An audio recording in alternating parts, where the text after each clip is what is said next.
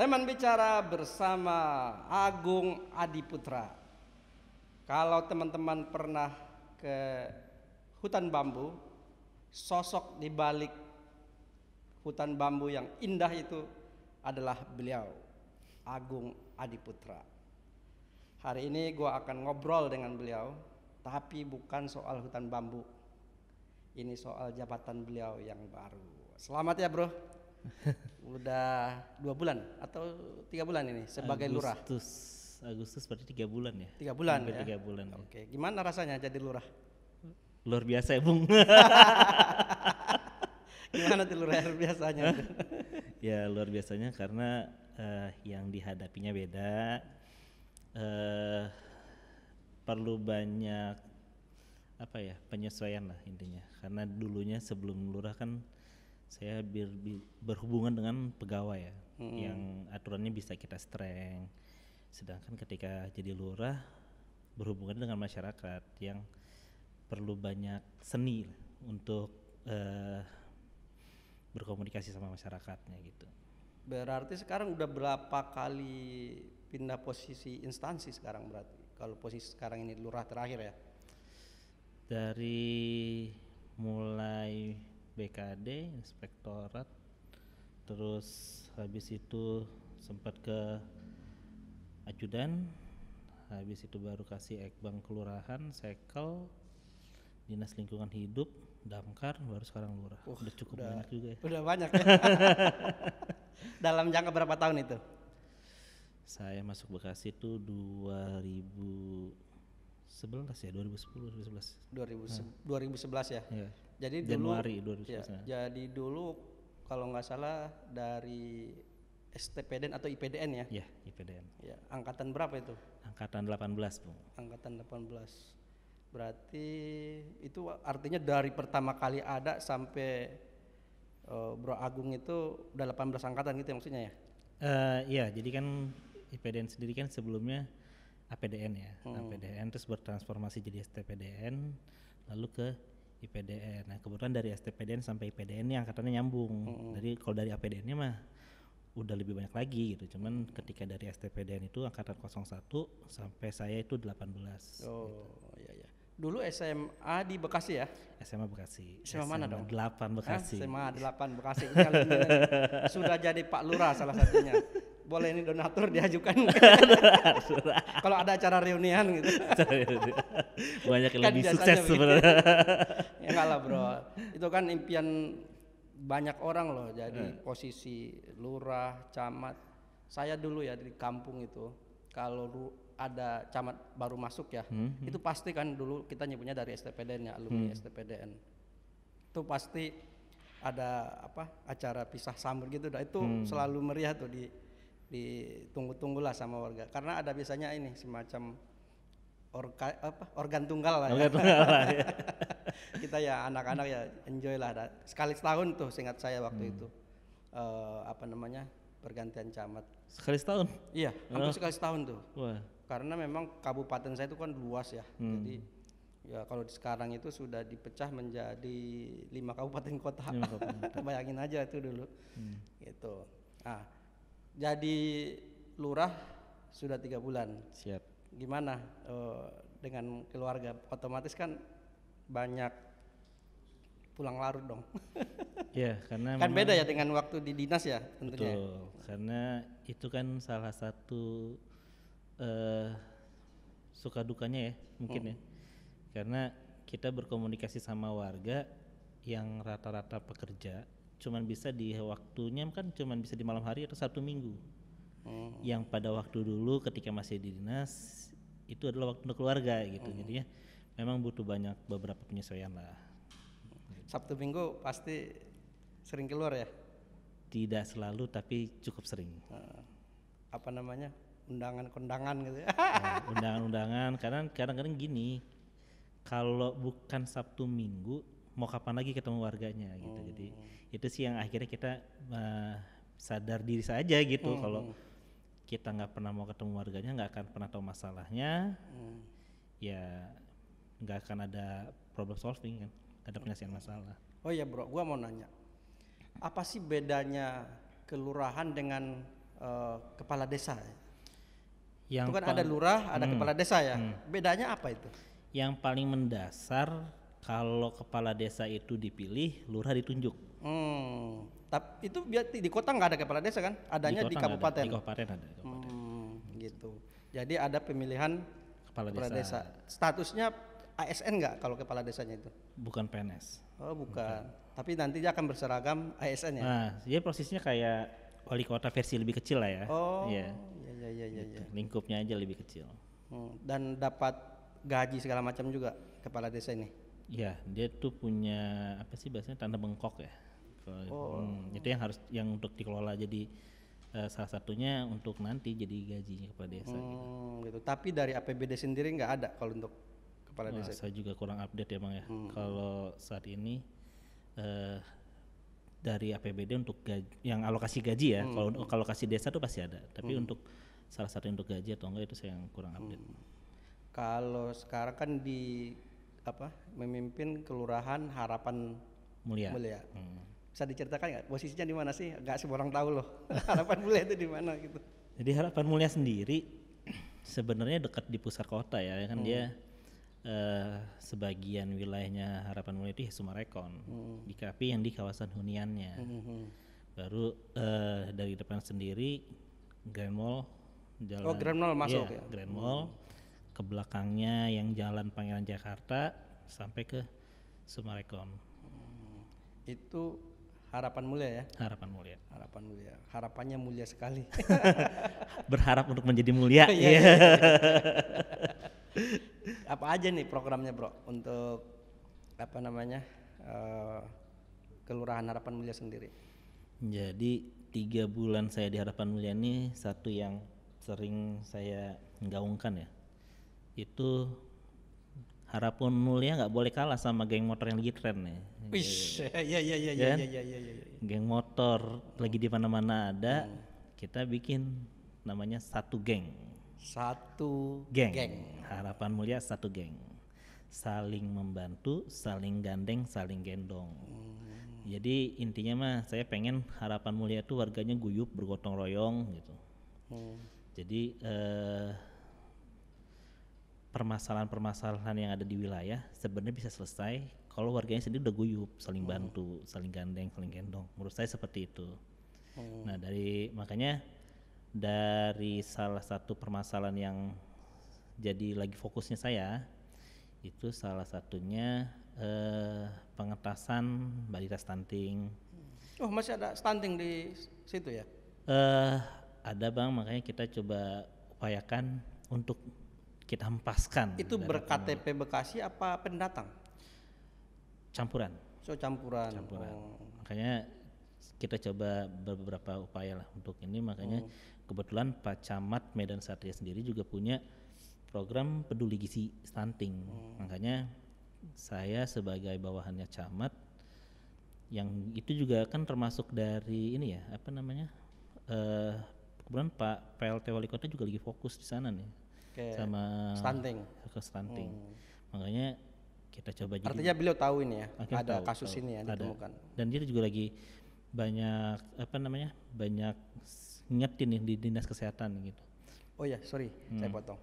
Bisa dijelaskan dulu stunting itu apa? Banyak loh yang nggak hafal ya, nggak paham maksud saya. Pernah tuh dalam sebuah debat pilgub ya di suatu provinsi, cagup ini bingung tuh jawab pertanyaannya moderator apa itu stunting, akhirnya salah jawab dia. Stunting ini kan sebenarnya kondisi di mana anak pertumbuhannya terhambat karena gizi. Makanya programnya peduli gizi anak stunting dan balita stunting. Berarti ininya ya kelihatan banget di fisiknya ya si anak ya. Salah satunya indikatornya iya, cuman memang nanti ketika diurut katanya sih ada indikasi lagi tuh, nggak semua anak yang badannya kecil, anak yang itu stunting nggak seperti itu. Ada indikator-indikator di dalamnya lagi. Cuman secara kasat mata paling gampang dilihat dari situ. Gitu. Sampai nggak sih kayak gambarannya ya, kayak anak-anak yang di Afrika itu? Mungkin ya. Hampir mirip begitu. Iya, mungkin gitu. Waduh, luar biasa. Makanya kan kenapa salah satunya fokus ke sana. kan kita punya program apa cita-citanya Indonesia tuh, Indonesia Emas 2045. Iya bener. Ya kan? Yang nanti ke depannya tahun 2045 Indonesia harus bisa berdaya saing. 100 tahun kemerdekaan. Ya kan? Nah, daya saingnya Indonesia ini kan nantinya bukan kita nih Bang yang kita omongin 2045, sekarang masih tahun 2022. Ya nanti generasi-generasi yang sekarang masih pada balita ini yang nantinya jadi andalannya gitu. Makanya kalau mau cita-cita Indonesia tercapai kita mulai dari situ gitu. Itu yang jadi salah satu fokusnya saya gitu. Makanya saling bantu, saling gandeng, saling gendongnya harapan mulia itu salah satunya tadi pengentasan stunting. Terus ada juga program-program lainnya lah seperti misalnya apabila terjadi bencana. Kemarin kita juga alhamdulillah harapan mulia berhasil bikin harapan mulia bersolawat. Itu pertama kalinya kita mengumpulkan semua elemen, semua kelompok masyarakat, semua organisasi masyarakat yang ada di Kelurahan Harapan Mulia, kita gabung bergandengan tangan bikin satu event yang bisa mencerminkan persatuan gitu. Oke, sebelum itu kita kesana lagi ya. Saya mau bicara tentang stunting lagi. Ini saya masalahnya ini miris hati saya. Saya pikir kalau di Bekasi sudah tidak ada. Saya berpikirnya itu di Sumatera, di Kalimantan atau di Papua sana gitu ya. Kan di Bekasi itu posyandunya menurut saya bagus loh. Itu emang nggak kedeteksi ya sama program posyandu gitu kan, tiap bulan kan berapa bulan ya, bukan tiap bulan ya, beberapa bulan itu kan pasti ada timbangan tiap anak bulan, kan ya. Setiap bulan ya. Nah itu harusnya kan kedeteksi ya sejak dini gitu loh. Terdeteksi Bang, kita justru data stunting itu datangnya dari posyandu. Jadi posyandu yang melakukan verifikasi awalnya, baru kita dilaporkan ini ada balita yang posisinya stunting gitu. Nah permasalahannya banyak masyarakat atau ibu atau bapak yang belum terlalu sadar gizi anak itu loh. Jadi itu pentingnya edukasi. Makanya salah satu tugas posyandu kan mengedukasi, tapi kan tetap kembali ke personalnya ya gitu. Itu yang kita coba terus menyadarkan masyarakat gitu. Kalau profil orang tuanya kayak mana itu, Pak Lur itu? Bekerja atau serabutan atau gimana? Ada banyak faktor sih Bung. Salah satunya mungkin tadi terlalu sibuk bisa, atau misalnya dia memang benar tipe orang tua yang cuek, terserah dia anak mau makan apa gitu, yang penting anaknya makan gitu. Nah, itu kan kadang-kadang nggak bisa begitu juga gitu. Bergizi itu kan nggak harus mahal harusnya kan? Iya betul. Iya tempe apa itu kan gizi ininya. Makanya nggak memang kebanyakan kondisinya di banyak yang warga kurang mampu, karena mungkin karena faktor ekonomi akhirnya orang tuanya didorong untuk bekerja lebih keras gitu. Kalau dulu di kampung saya itu kalau orang disebutnya dulu itu kan ini istilahnya busung lapar ya. Di sana itu kalau ada ketemu begitu tuh sama orang-orang tua zaman dulu itu, beras itu kan ada sisa air ya. Ada airnya kalau dimasak itu kan ayah ambil air taji ya. Taji ya. Itu diambil, kalau dia agak berduit dikit apa itu bisa beli madu ya, itu dikasih madu itu cukup bisa membantu tuh. Pengganti susu katanya. Memang sebenarnya banyak upayanya Bu. Cuman kadang-kadang tadi edukasinya kita yang masih cukup kurang ya. Makanya yang jadi fokus kita edukasi, sama yang sudah terlanjur kita bikin program pengentasan gizi perbaikan gizinya gitu. Jadi kita nggak mau lah ada yang stunting di wilayah kita, karena tadi harapan kita untuk mencapai Indonesia Emas nantinya mereka yang jalanin gitu. Saya sih berharap begini nih ke Bro Agung nih, kalau waktu di Dinas Lingkungan Hidup kan sudah memberikan sebuah legacy menurut saya. Nggak hanya membanggakan Dinas Lingkungan Hidup, tapi pemerintah Kota Bekasi ya, karena menciptakan tempat wisata baru ya. Kalau misalnya akhir pekan masyarakat itu biasanya ke mall ya, ini bisa ke alternatif lain. Hutan Bambu ya, ada alternatif lain. Saya sih berharap nanti mungkin ya di Harapan Mulia juga ada legacy lah gitu ya, Makanya saya berminat sekali mengajak Bro Agung di podcast ini gitu loh. Karena dulu waktu kalau nggak salah di sebelumnya itu di Hutan Bambu itu jadi kenangan tuh. Karena Info Bekasi salah satu-satunya. Salah satu yang pertama kali Pertama meliput gitu ya. loh. Habis itu TV apa segala macam. Iya. Bahkan beberapa TV nasional itu mohon izin ke kita untuk mengambil video Bahannya, kita ya. video ya. Gitu. Nah, ini juga sih berharap Sigeng ini Sigeng apa? Satu geng. Satu geng, sorry. Harapan Satu geng satu ini menjadi legacy juga gitu. Iya. Nah, itu bisa dielaborasi lagi nggak si satu geng ini kira-kira turunan-turunan programnya seperti apa? Karena pasti beda ya. Beda. Dengan di Dinas Lingkungan Hidup dan problematikanya di kelurahan karena pasti high budget kan gitu. Iya. Makanya tadi kan saya mah mencoba kalau boleh sok keren mas ya, sok keren. Itu jadi birokrat yang berjiwa entrepreneur kan.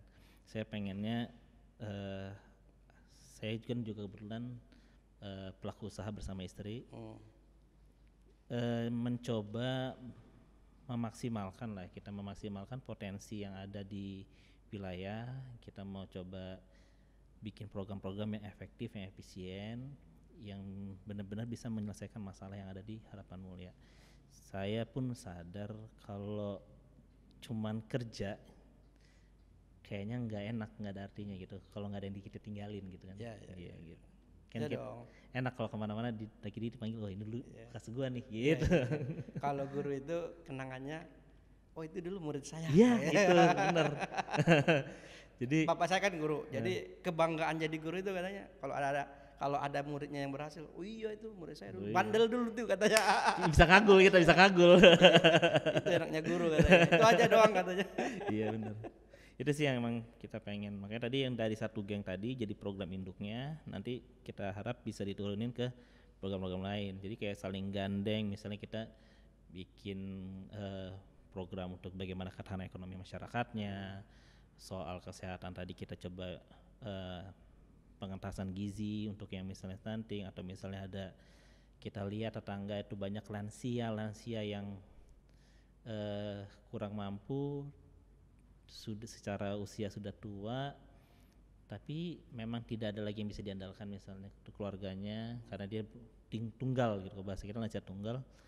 Kita coba bantu juga kasih. Ada juga ya? Ada lansia tunggal. Makanya permasalahannya berat ini jadi lurahin ya. Ya, memang sebenarnya ngurusin lansia juga kan berat. Awalnya tuh begitu dikasih informasi jadi lurah tuh saya sempat agak ngedown. Mampu nggak sih gitu?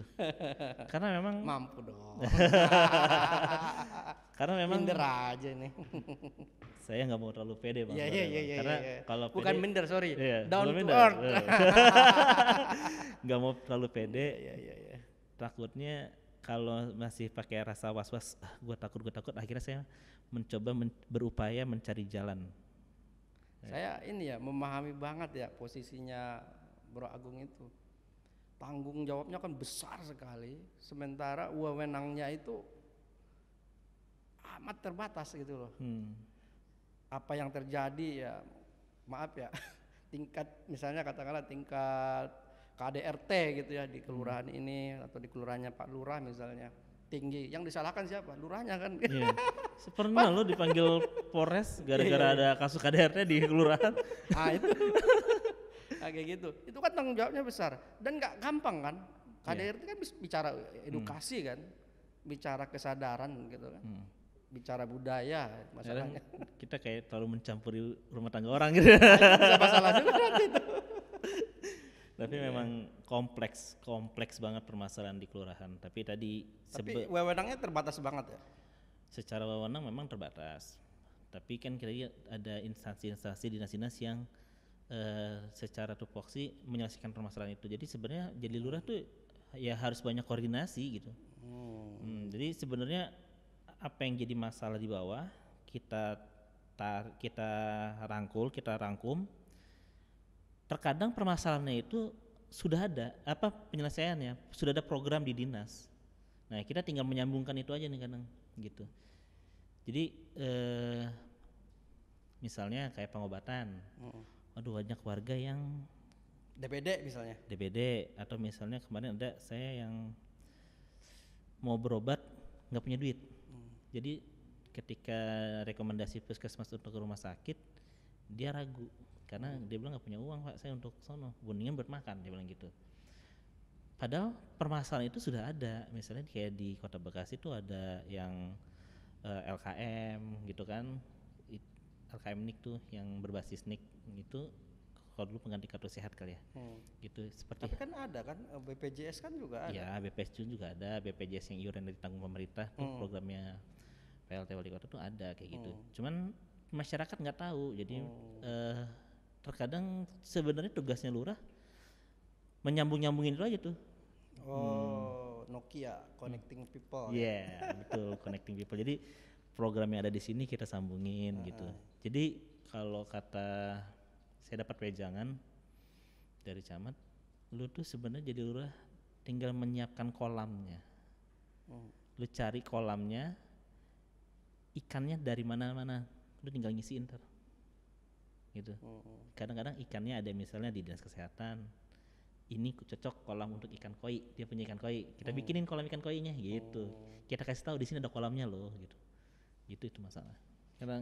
Kadang dari dinas nggak tahu mau turunin kemana, dia udah punya program, sebenarnya udah dengar ada permasalahan ini, dia bikin program. Nah sasaran yang tepatnya itu, nah itu lurah yang kalau menurut saya ya peranannya tuh di situ harus bisa. Nah, satu geng ini sendiri bentuknya sebenarnya gerakan atau aplikasi atau apa sih sebenarnya bentuknya? Satu geng itu gerakan bang. Gerakan ya. Iya, saya lebih ke gerakan untuk saling warga Harapan Mulia. Jadi karena karakter Harapan Mulia itu bang variatif banget ya, dari yang bawah sampai yang tinggi. Nah harapan saya yang tinggi bisa yang bantu yang bawah, dan bukan tidak mungkin yang bawah bisa bantu yang di atas, seperti itu. Jadi begitu juga dengan banyak hal yang bisa kita saling bantu loh, saling gandeng, saling gendong tadi. Jadi lurah itu berfungsi sebagai Nyambungin kolaborator. orang. Iya, ya. betul. Kan sebenarnya kan banyak potensi, cuman kadang tidak terkoneksi dengan mereka yang membutuhkan. Nah, ini kan ada gap.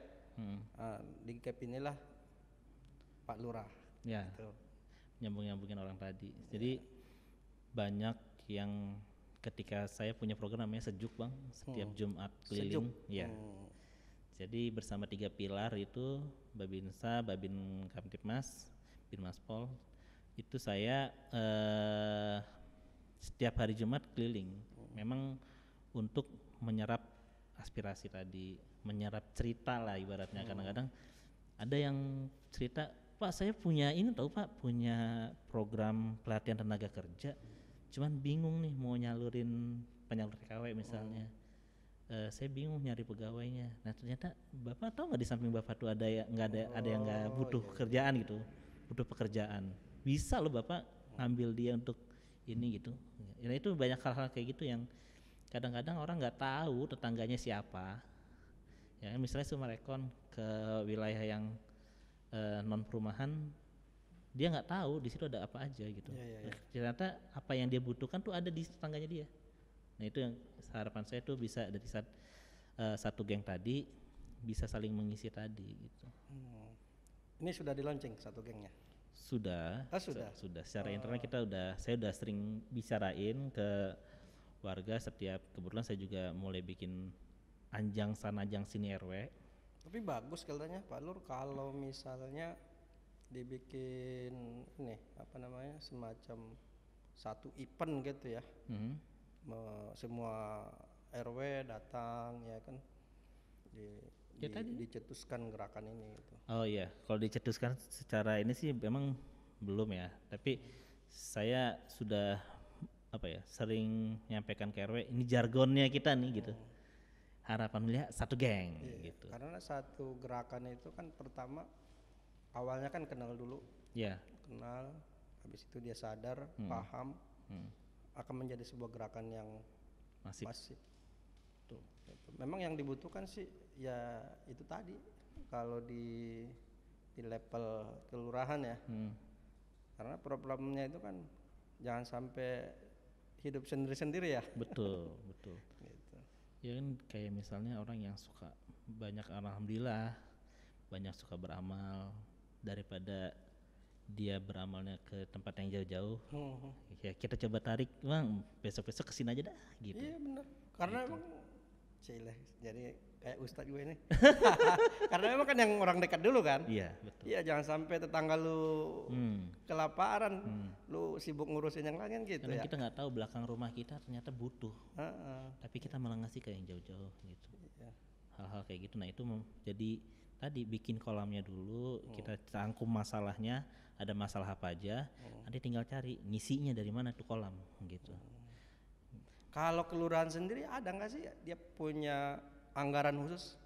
Kayak dinas kan dia punya anggaran dalam setiap tahun ditetapkan melalui APBD gitu. Kalau di Bekasi sendiri atau secara umum ya, kelurahan itu punya anggaran nggak? Kalau di kota Bekasi sendiri nggak ada sih. Wow, nggak ada ya? Ya jadi Terus gimana dong kalau memang Bapak ada beberapa Pak Lurah anggaran. bikin event? Ya tadi kan kita punya secara SKPD kan kita OPD-nya kecamatan. Nah, jadi kita banyak, nginduknya ke kecamatan. Iya, jadi kita punya komunikasi sama kecamatan. Berarti dia nggak punya kegiatan khusus apa?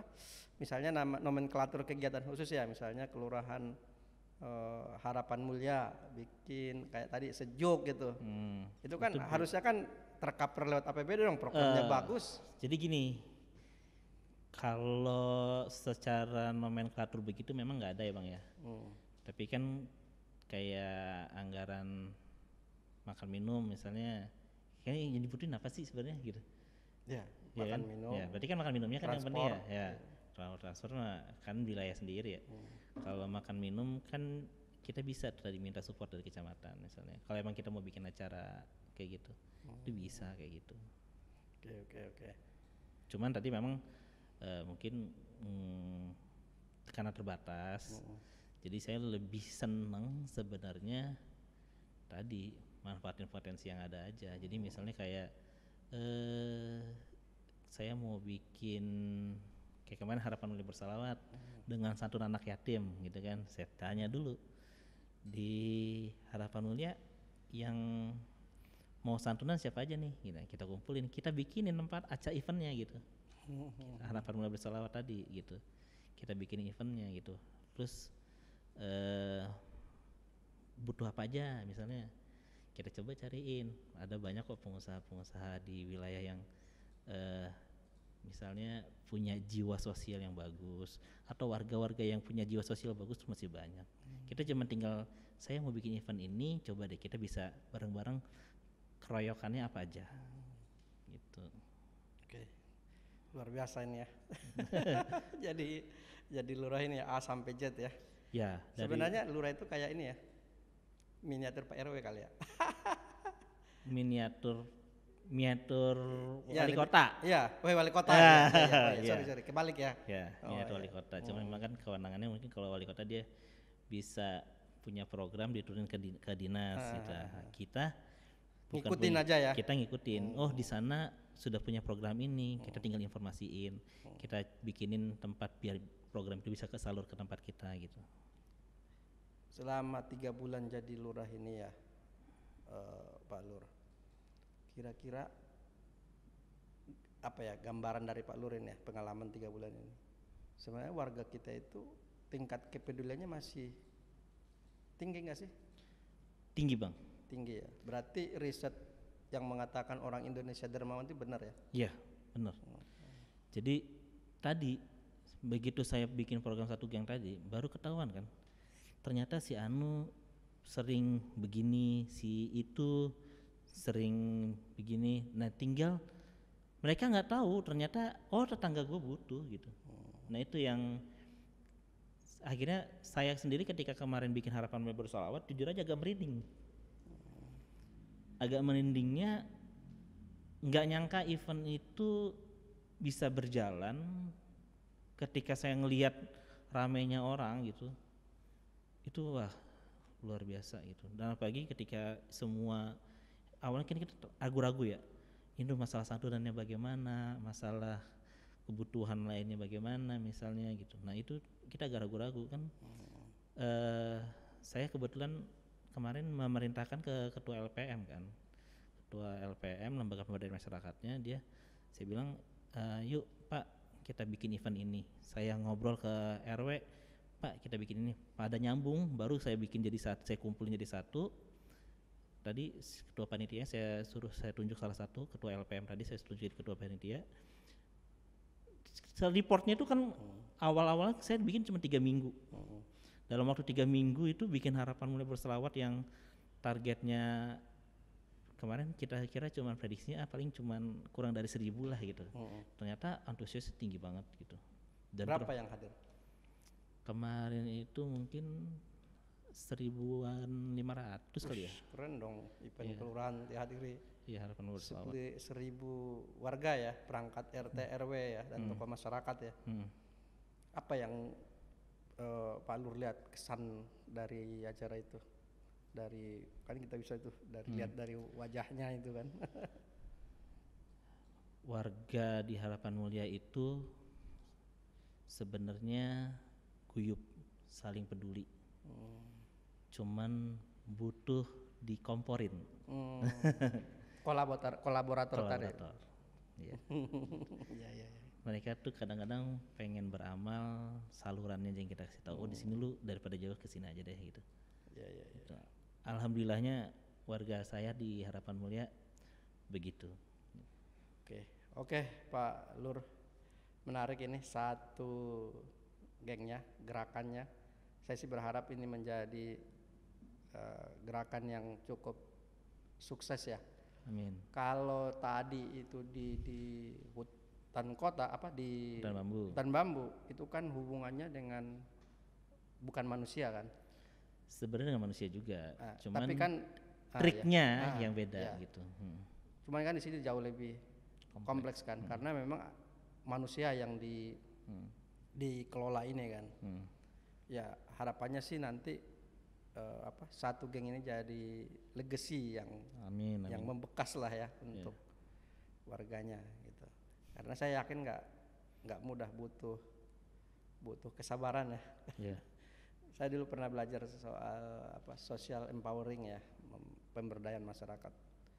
Itu ya memang nggak butuh sehari 2 hari, butuh jangka panjang. Saya sih berharap Pak Lurah bisa bersabar gitu.